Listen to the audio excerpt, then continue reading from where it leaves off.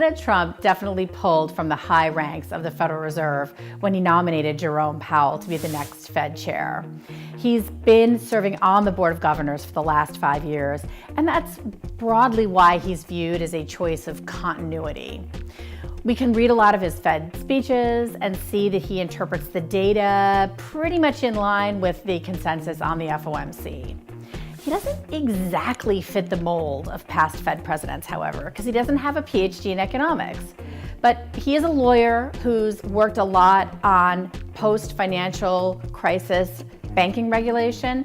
And for that reason, markets are viewing this positively because they feel he may be less heavy-handed in the regulatory environment.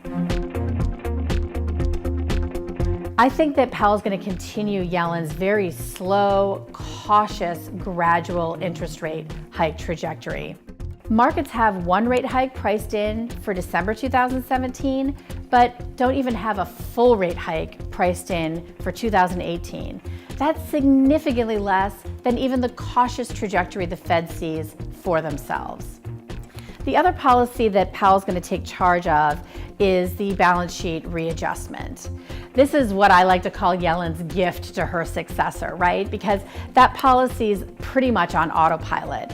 And it's a big policy, unwinding that $4.5 trillion balance sheet over 2018 and beyond could add up to a really serious change in liquidity.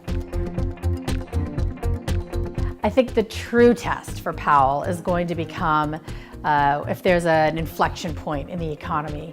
If we go into a recession, things are going to get very tricky at the Fed because rates are so low, there just isn't much room to cut further.